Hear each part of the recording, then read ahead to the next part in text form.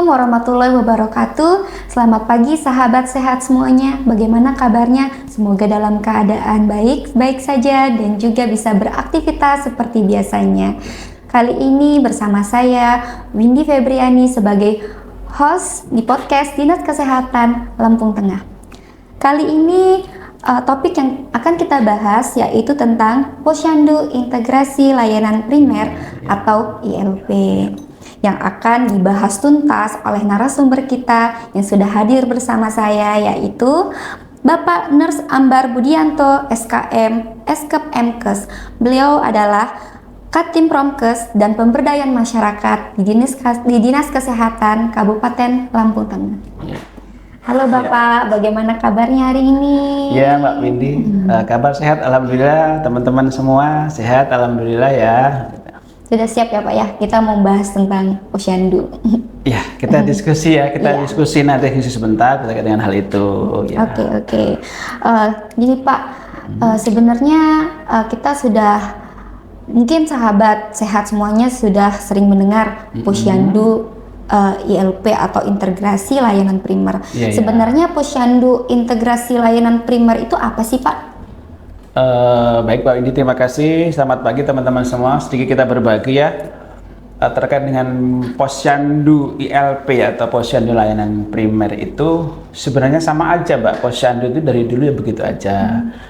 Cuman kan sekarang dengan adanya program baru ini kan pemerintah itu dia punya komitmen mau menjalankan yang namanya reformasi layanan, termasuk layanan kesehatan. Di layanan kesehatan itu akan dipecah lagi menjadi layanan primer, termasuk di dalamnya Posyandu ILP gitu loh ya. Jadi Posyandu ILP itu sudah mandatori nih Mbak, dia sudah ada regulasinya di dalam Permenkes 2015 tahun 2023 tentang juknis pelaksanaan Posyandu ILP gitu Mbak.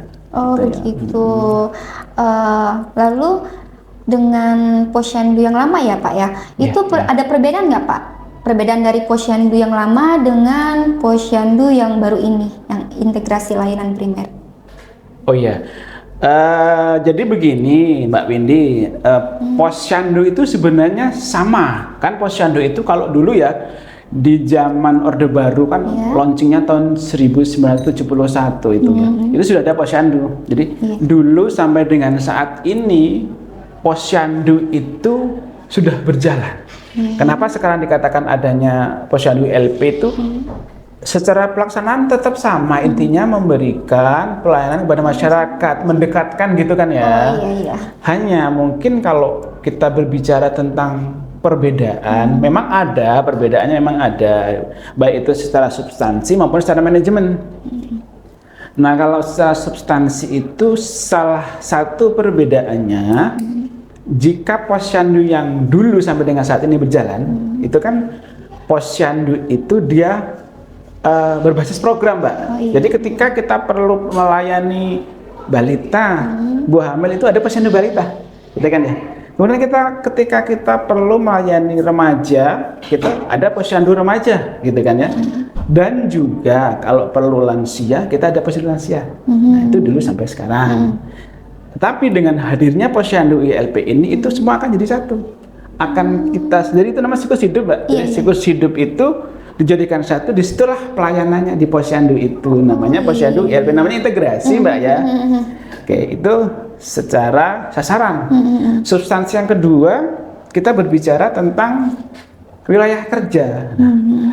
Pola yang dulu yang berjalan sampai dengan saat ini di Posyandu itu, teman-teman kader di Posyandu mereka biasanya belum membagi wilayah kerja lah. Misalnya nih di dusun kita, dusun 1 lah yang aja ada Posyandu Melati lah ya. Di Posyandu itu kadernya kan 5 minimal. Nah 5 orang kader ini mereka belum bagi wilayah. Nah sekarang mereka akan membagi wilayah, teman-teman kader ini. Di dusun itu ada berapa kakak, ayo kita bagi rata. Gitu loh. Itu sekarang itu jadi kader itu ada beban untuk bagi wilayah. Kemudian yang selanjutnya karena sudah dibagi wilayah, maka mereka juga punya beban melakukan kunjungan rumah selain pelayanan di Posyandu itu. Nah, itu kurang lebih itu secara substansi Mbak ya. Kemudian secara manajemen, karena dia mencakup seluruh siklus hidup. Tentu manajemen pelayanannya yang dilayani juga seluruh siklus hidup. Ibu hamil dilayani di situ. Lebih kompleks. Iya, kompleks dia Mbak. Ibu hamil dilayani, balita dilayani, ibu menyusui dilayani. Kan dulu sebatas itu ya. Iya. Nah kalau sekarang selain 3 itu ada lagi sasaran yang lain. Remaja juga dilayani di situ, kemudian usia sekolah dilayani di situ, usia produktif dilayani, dan terakhir lansia pun di situ dilayani, gitu Mbak. Itu secara manajemennya. Kemudian yang terakhir, salah satu perbedaan yang sangat krusial juga di Posyandu ILP ini, mereka ada register baru Mbak. Register jadi lebih kompleks nanti registernya itu. Iya. Pencatatannya juga lebih rapi dan alurnya pun lebih rapi, dan saya sih optimis sekali ya program ini jika berjalan. Artinya seluruhnya ikut menjalankan ini. Ini program sangat bagus Pak, program yang saya sangat mendukung, sangat setuju dengan program ini gitu Mbak. Gitu. Jadi nggak hanya bayi balita aja ya Pak ya. Jadi bisa dari usia sekolah pun remaja, terus calon pengantin Betul, bisa hadir di Posyandu itu gitu ya Pak ya. Lalu Pak, bagaimana dengan kader Posyandunya? Apakah ada perbedaan gitu dengan Posyandu lama gitu di kader Posyandunya? Maksudnya kadernya ya Mbak ya? Iya, kadernya. Sebenarnya nggak berbeda juga sih. Kalau yang kami ketahui, kader itu walaupun sekarang polanya baru namanya Posyandu ILP atau integrasi layanan primer, tetapi kader yang diberdayakan di situ juga ada lama Mbak. Kader yang lama, kader yang sudah berjalan. Sudah berjalan. Jadi sudah ada ya Pak? Betul, sudah ada itu. Kita tidak mengesampingkan beliau-beliau, tapi beliau tetap diberdayakan. Hanya karena ini ada perubahan pola, perubahan sistem, mereka tetap kita rangkul dan mereka pun ditambahi bekal ilmu Mbak. Di antaranya tentang manajemen pelaksanaan Posyandu ILP ini seperti apa. Jadi mereka tetap perlu dilatih Mbak. Di samping itu, samping dilatih itu, mereka pun kan sekarang ada gini, seluruh kader Posyandu itu wajib menguasai 25 kompetensi wajib atau keterampilan Mbak. Nah itu, jadi kader-kader itu nanti semua harus menguasai. Selain manajemen atau cara pelaksanaan Posyandu ILP ini, mereka juga wajib menjalankan atau menguasai 25 keterampilan kader, gitu Mbak. Dan 25 keterampilan kader itu sudah ada sistematikanya Mbak. Nanti mereka akan kita ajarkan itu. Jadi upgrade skill. Iya betul. Upgrade skill aja kalau anak muda, upgrade skill. Walaupun di daerah kan kadang-kadang sudah sangat tua Mbak. Iya. Udah mbah-mbah, tapi tidak apa-apa. Semua itu bisa berjalan kok.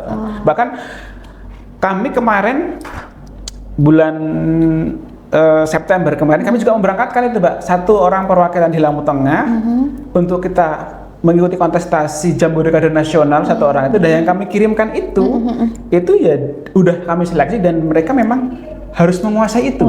Menguasai manajemen Posyandu ILP dan menguasai 25 keterampilan kader. Nah, itulah yang berhak atau layak kami kirim ke pusat. Gitu Mbak Windy. Gitu ya. Seperti itu ya Pak ya. Lalu sebenarnya apa saja sih upaya dari Dinas Kesehatan Kabupaten Lampung Tengah dalam mendukung pelayanan pelaksanaan Posyandu ILP ini Pak? Baik, terima kasih Mbak Windy. Alhamdulillah kita di Lampung Tengah di bawah pimpinan Dr. Linda Dewi, Kepala Dinas Kesehatan Kabupaten Lampung Tengah, beliau sangat support Mbak dengan program ini. Beliau sangat support, sangat mendukung upaya-upaya tersebut karena itu kan upaya dari pusat Bu ya. Nah, beberapa kegiatan yang diamanatkan kepada kami lewat Pandega kami Bu Kepala Dinas. Jadi ada beberapa program. Yang pertama kami itu kemarin sudah kami advokasi Mbak. Kami di kabupaten kami berangkat semua ke Dinas Kesehatan. Beberapa orang berangkat ke sana terkait dengan ILP ini. Di Kemenkes, kebetulan ini kan leadingnya kalau di Kemenkes di Dirjen Promkes ya, di Dirjen Pemberdayaan Masyarakat. Itu alhamdulillah kami berangkat ke sana mendapat tambahan kuota untuk melatih teman-teman kader ini Mbak. Kader-kader ini kan kita ini di Lampung Tengah banyak. Lampung Tengah ini itu angkanya cukup besar. Kita punya 1.463 posyandu.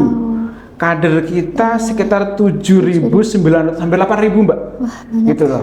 Sangat banyak itu. Dan itu angka yang besar itu untuk melatihnya tentu serta tantangan. Tantangan sangat besar. Gitu loh. Oleh sebab itu kami coba minta tambahan kuota untuk melatih mereka baik itu secara luring ataupun daring. Itu yang pertama, support dari Bu Kepala Dinas. Kemudian yang kedua juga dengan adanya kondisi yang kader yang banyak itu, kami juga ajukan ke Bu Kepala Dinas, ternyata beliau juga menyetujui bahwa kita sudah melatihkan, bukan akan ya, kita sudah melatih, kita melakukan pelatihan semacam TOT. Jadi teman-teman puskesmas, kita itu kan di Lampung Tengah ada 28 kecamatan Mbak. Jadi kami ambil 1 orang tiap kecamatan, yang kami ambil itu adalah petugas-petugas promosi kesehatan, kami latih di Papelkes, tentang manajemen posyandu ini, bentuknya TOT ya, training of trainer. Nah mereka itu setelah dilatih, mereka akan menjadi perpanjangan tangan kami. Nah mereka akan melatih kader-kader itu di wilayahnya masing-masing gitu Mbak. Karena nggak mungkin kalau kita sendiri kan, makanya alhamdulillah dapat dukungan itu dari kabupaten ya. Kemudian ada lagi upaya dinas kesehatan itu, ini saat ini sedang dipetakan, kita akan melakukan suatu macam kaji banding Mbak. Kaji banding tentang ILP. Baik itu di puskesmasnya, puskesnya dan posyandu, karena kan satu kesatuan itu ya. Karena itu satu kesatuan, dan itu sepertinya itu sedang dalam tahap finalisasi untuk pelaksanaan kaji banding itu. Tapi itu kan leadingnya di bidang lain Mbak Windy. Nanti mungkin akan dibahas lebih detail oleh bidang Yankes terkait dengan kaji banding itu. Tapi intinya itulah effort dinas kesehatan dalam rangka support program ILP ini, gitu Mbak Windy. Terus ada tantangan tersendiri ya Pak untuk sangat berat ya, tantangannya luar biasa. Ya semoga saja ya kita bersama-sama berupaya semoga program posyandu integrasi layanan primer ini bisa berjalan sesuai dengan harapan kita semua. Amin ya. Baiklah, tadi kita sudah banyak bertanya tentang posyandu ILP. Sebelum kita tutup, mungkin Bapak ada pesan dan kesan kepada sahabat sehat semuanya. Silakan Pak. Begitu ya. Baik, terima kasih Mbak Windy. Untuk teman-teman sahabat sehat semuanya yang mungkin menyaksikan acara ini, khususnya untuk teman-teman sahabat sehat di Lampung Tengah, program ini, program transformasi layanan kesehatan ILP, posyandu ILP, puskesmas ILP itu adalah program nasional. Mari kita bersama-sama merapatkan barisan, kita sama-sama bergandengan tangan untuk mensukseskan kegiatan ini. Itu yang pertama. Kemudian mari kita perkuat makna siapa berbuat apa. Artinya gini, karena kita sekarang ini posyandu itu punya 6 SPM Mbak Windy. 6 SPM itu tentu 6 OPD yang terkait, dinas sosial, dinas pendidikan, kemudian perkim, ada lagi tertiban, itu semua punya tanggung jawab. Itu tertuang di Permendagri 13 tahun 2024. Artinya akan semakin banyak OPD atau perangkat daerah yang terlibat dalam mensukseskan posyandu, termasuk posyandu ILP ini, gitu loh. Dengan keadaan itu, mari kita sama-sama meningkatkan peran kita. Dan khusus buat teman-teman kader di Lampung Tengah juga, kami sadar betul, kami apresiasi luar biasa buat teman-teman kader, dan kami juga tahu bahwa dengan adanya program ini, tentu beban teman-teman kader akan lebih banyak selain yang kemarin. Bahkan di dalam register-register tambahan itu perlu waktu yang luang untuk mempelajarinya. Dan tentu kita juga tahu bahwa inisiatif teman-teman kader kan ya masih dibilang minim lah ya. Mudah-mudahan tahun depan bisa terjadi peningkatan insentifnya itu. Kami tetap akan koordinasi dengan OPD-OPD terkait yang membidangi terkait insentif itu. Mudah-mudahan beliau juga bisa membantu menaikkan insentifnya itu, karena walaupun itu naik juga, kalau ada di beban kerjanya teman-teman ada itu masih tetap belum balance Mbak, masih sangat kurang. Tapi buat teman-teman kader, harapan saya menjadi kader itu adalah pengabdian. Kita tidak bisa menjadi kader itu hanya berorientasi pada satu sisi, misalnya terhadap insentif berapa dan yang bisa saya ambil, berapa insentif yang saya terima, tetapi mari kita sama-sama mulai merubah pola pikir kita, mulai merubah mindset kita, mulai merubah etos kerja kita bahwa menjadi kader itu satu hal pengabdian. Dengan keberadaan kita menjadi kader, di situ ada anak kita, ada mbah kita, ada saudara kita yang hamil, ada anak kita yang sekolah juga ada bisa ke posyandu dengan adanya kita di situ. Kemudian adanya orang tua kita yang tadinya tidak tersentuh di posyandu bisa hadir di situ dengan layanan posyandu ini, itu satu kebanggaan tersendiri. Dan itu juga menjadi salah satu sarana sosialisasi kita secara horizontal, secara ke samping, secara kemasyarakatan loh Mbak ya. Dan jangan lupa di dalam makna pengabdian kita itu kita juga ada yang namanya makna secara vertikal, secara ke atas kepada Yang Maha Kuasa. Mari kita niatkan posisi kita sebagai kader itu dengan ikhlas, dengan etos kerja yang baik, dan juga sebagai mana ibadah. Selesai Mbak, kalau udah kita niatkan seperti itu. Iya benar. Ya, tidak murni hanya karena take home pay tapi kita niatkan untuk mana ibadah. Mungkin gitu Mbak Windy. Ya, jadi semangat semuanya untuk teman-teman kader di Kabupaten Lampung Tengah. Terima kasih Bapak Ambar yang sudah hadir dan mau berbincang dengan kita tentang Posyandu Integrasi Layanan Primer. Semoga di lain waktu bisa hadir kembali di sini ya Pak. Oke, siap. Terima kasih Mbak Windy. Siap.